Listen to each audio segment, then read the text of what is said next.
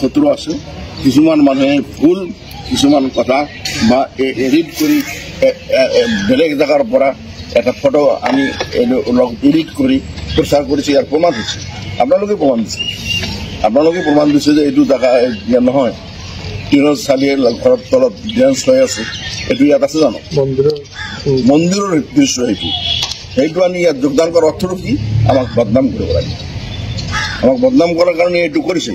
কিন্তু আমাৰ ইয়াত নাই তাৰপিছত আজি যেহেতু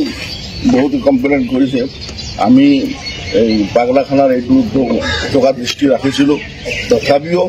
যদি কিবা হৈছে সেইটো কাৰণে আমি ৰাতিপুৱা আজি এইটো ভাঙি দিছোঁ বুলডোজাৰ দি ভাঙি দি সেইটো সমান কৰি দিছোঁ আপোনালোকে দেখা পাব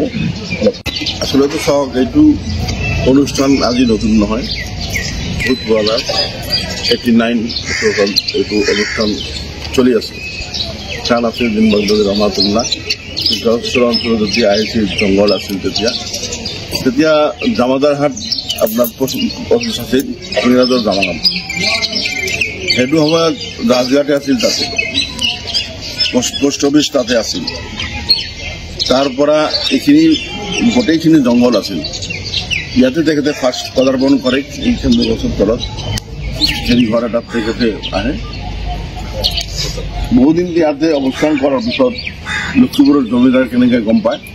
ইয়াতে এজন মানুহ আছে যিটো বাঘৰ লগত আছে জীৱ জন্তুৰ লগত কেনেকৈ এজন মানুহ থাকে নিশ্চয় কোনো এই মানুহ হ'ব কলি মানুহ আছিল তেখেতে কলি মানুহ আছিল কাৰণে ইয়াতে থাকিব পাৰিছিল বাঘ ভালুকৰ মাজত তাৰপিছত লক্ষীপুৰ জমিদাৰৰ পৰা তেখেতে 10,000 বিঘাৰ মাটি কৰ্তন ল'লে তেখেতে জমিদাৰ আছিল তাৰপিছত জংঘল কাটি কাটি ইয়াতে যে মুছাফিখানাটো আপোনাৰ দেখিছে এইটো 1905 চনত এই কাৰণেই কৰিলে যে তেতিয়া জামাদাৰহাটৰ পৰা লক্ষীপুৰলৈ যাওঁতে এই জংঘলৰ মাজেদি মানুহ যাব নোৱাৰিছিল মানুহ থাকিব লগা হৈছিল বাঘ ভালুক আছিল তেতিয়া তেখেতে অনুভৱ কৰিলে যে এটা থকাৰ স্থান বনাব লাগে সেইকাৰণে 1905 চনত তেখেতে মুছাফিখানা বনাই মানুহবিলাক ইয়াত থাকিছে আৰু খাইছে আৰু ৰাতিপুৱা ঢোল ডাঙৰা বজাই লক্ষীপুৰত গৈছে তাৰ পৰা গাড়ী পাইছে গুৱাহাটী বা গোৱালপাৰালৈ যোৱাৰ গাড়ী কিনি পাইছে তাৰপৰা ইয়াতে এইটো খোৱাৰ কাৰণে স্থান পাইছে তাৰপিছত এইটো মুছাফিখানাতে তেখেতে শিক্ষাৰ কথা চিন্তা কৰি প্ৰথমে মক্তব কৰিছে মক্তবৰ পৰা লাহে লাহে যিহেতু তেখেতে শিক্ষিত আৰু আধ্যাত্মিক এজন গুৰু আছিল অলি আছিল তেখেতে ভাবিলে যে এই মানুহখিনি যদি শিক্ষিত কৰা যায় তেনেহ'লে ইছলাম সম্বন্ধে বা ধুনীয়া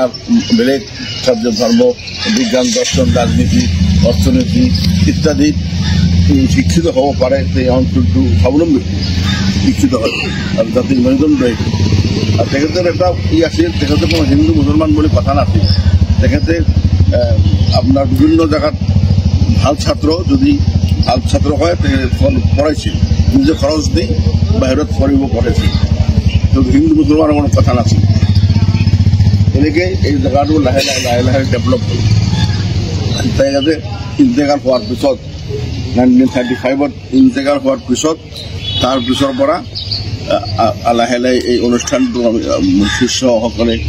আৰু ইণ্টাৰেষ্টেড পাব্লিক আছে সিহঁতসকলৰ কাৰণে আমি অনুষ্ঠানটো পাতিবলৈ বাধ্য হওঁ কিন্তু অনুষ্ঠানতো আমি যিখিনি আমাৰ আগতে ছেক্ৰেটাৰী চব কৈ গ'ল যে আমি প্ৰশাসনৰ লগত অত্যন্ত জড়িত DC SP সকলৰ লগত আমি অহৰহ আৰু আমাৰ প্ৰেচিডেণ্ট চাহাবো যথেষ্ট পৰিশ্ৰম কৰি লগতে থাকি এই অনুষ্ঠানটো মানে সুচাৰুৰূপে পৰিচালনা কৰে যথেষ্ট চেষ্টা কৰিছে আমি কোনো ভুল পন্থা লোৱা নাই কিন্তু আমাৰ হয়তো পাব গতিকে আমি বিচাৰোঁ যেন নাজানি কোনোবাই যদি জানিব খোজে ফিডবেক তাই চাওক মানুহে তিনিতলা মছজিদটো কিয় বনায় জাগা নহয় কাৰণে বনায় মছজিদত 10জন থাকে নেকি 10জন থাকিলে মানুহ তিনিতলা মছজিদ কিয় বনায় তিনিতলা মছজিদ এই কাৰণে বনাইছে আমাৰ জাগা নহয় তিনিতলাতো জাগা নহয় শুক্ৰবাৰ তিনিতলাতো নহয় আমাৰ আৰু জাগা লাগে গোটেই অঞ্চলৰ মানুহ নামাজী মানুহ আৰু এটা কথা হ'ল কি বগদাদুল সমাজৰ কেৱল এই বাহ্যিক শিক্ষাৰ কথা নাছিল তেখেতে আধ্যাত্মিক শিক্ষাৰ কাৰণে ভয়াতৰ চিষ্টেম কৰিছে যেটো গুৰু শিষ্যৰ কথা সেইটো বয়াতী ছিষ্টেম দ্বাৰা মানুহৰ আত্মা সংশোধন কৰাৰ কাৰণে মানুহৰ কলব সংশোধন কৰাৰ কাৰণে এজন মানুহ কেনেকৈ ভাল কৰা যায় এজন মানুহ নিজৰ পৰিয়ালৰ কাৰণে সমাজৰ কাৰণে ৰাষ্ট্ৰৰ কাৰণে আমাৰ ভাৰতবৰ্ষৰ কাৰণে অসমৰ কাৰণে এজন ভাল মানুহ হ'ব শান্তিকামী মানুহ হ'ব আৰু আমি গোটেই মিলি এটা ধুনীয়া অসম গঢ়ি তুলিম